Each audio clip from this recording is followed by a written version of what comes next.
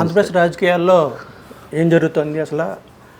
చంద్రబాబు నాయుడు గారు శ్వేతపత్రం విడుదల చేస్తూ ఎవరిని విడిచిపెట్టినాను అన్నారు కదా, అంటే దాని అర్థం ఏంటి? జగన్ జైలుకు పంపించడమే దాని లక్ష్యమా? ఇప్పుడు చంద్రబాబు నాయుడు గారు ప్రజలు ఆ కూటమిని గెలిపించింది ఈ శ్వేతపత్రాల కోసమును కక్ష సాధింపు రాజకీయాలు చేయమని కాదు.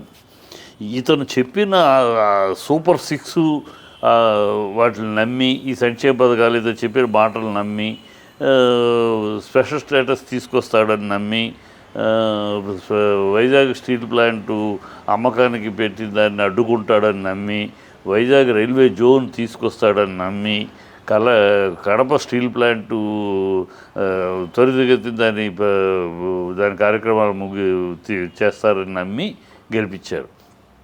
అది ఆ నమ్మకాన్ని ఒమ్ము చేయకుండా ప్రభుత్వం నడపాల్సిన పాలన చంద్రబాబు ముందు ఉంది.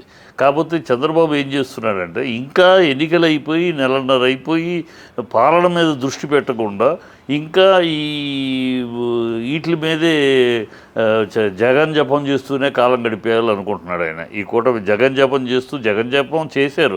జగన్ జపం చేసి జగన్ మీద అబద్ధాలు నిజాలు ఏయో మొత్తానికి మీరు చెప్పి నమ్మేశారు. వాలంటీర్ని తిట్టింది మీరే, వాలంటీర్ని పొగిడింది మీరే, సంక్షేమ పథకాల వల్ల ఈ శ్రీలంక అయిపోతుంది అన్నది మీరే, మళ్ళీ అదే సంక్షేమ పథకాలు ఇంకా పెంచిస్తామన్నది మీరే. ఏమైనా మీరు ఎన్ని యూటర్లు ఎన్ని డ్రామాలు చేసినా ప్రజలు నమ్మారు.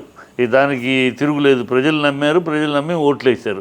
ఇక కనుక దాన్ని మనం మాట్లాడటం, మీరు అబద్ధాలు నిజాలు నమ్మేశారు, ఓట్లు వేశారు. ఎందుకు వేశారు? ఇవన్నీ చేస్తారని.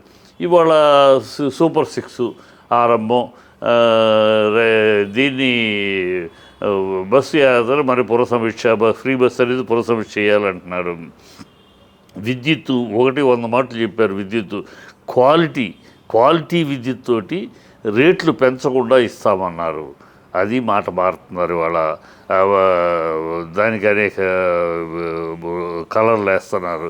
చెప్పిన మాట అండి, విద్యుత్ బహిరంగంగా పబ్లిక్ మీటింగ్లో, ఏదో స్టేట్మెంట్ కాదు, పబ్లిక్ మీటింగ్లో 1కి 10 మాటలు నొక్కి ఒక్క నుంచి విద్యుత్తు చాలా క్వాలిటీ విద్యుత్తుని రేట్లు పెంచకుండా ఇస్తామన్నారు. అది లేదు.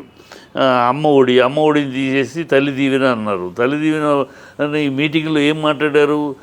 నీకు నీకు నీకు నీకు వదుగు ఆ పిల్లకి, ఆ చిన్న పిల్లకి ఇంట్లో ఎంతమంది పిల్లలు ఉంటే అంతమందికి తలా 15,000, ఇద్దరున్నారా 30,000, ఒకళ్ళున్నారా 15,000, ముగ్గురున్నారా 45,000, నలుగురున్నారా 60,000 మీకు ఇస్తాం.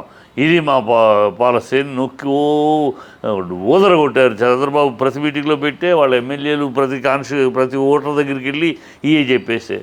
ఇవాళ మళ్ళీ ఒక ఇంటికి ఆ తల్లిదీవెన, ఒక ఇంటికి ఒక 15,000 అని చెప్పారు. మళ్ళీ దాన్ని ప్రజలు ఎదుర్కొన్నప్పుడు అది కాదు మేము వేరే దానికి ప్రణాళిక చేస్తున్నామని చెప్పి మళ్ళీ మాట మార్చారు. ఇట్లా మీరు ఇచ్చిన సూపర్ సిక్స్ అప్పులు సంపద సృష్టిస్తానన్నాడు.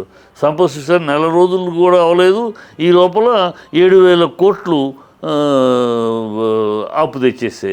అదే సంపద సృష్టిస్తాను, దీనికి ఇంత డబ్బు ఎక్కడిది అంటే సంపద సృష్టిస్తాను నేను అని ప్రగల్భాలు ప్రకటించారు చంద్రబాబు. ఇప్పుడు సంపద కాదు, 7,000 కోట్లు నెల రోజుల్లో అప్పు తెచ్చాడు.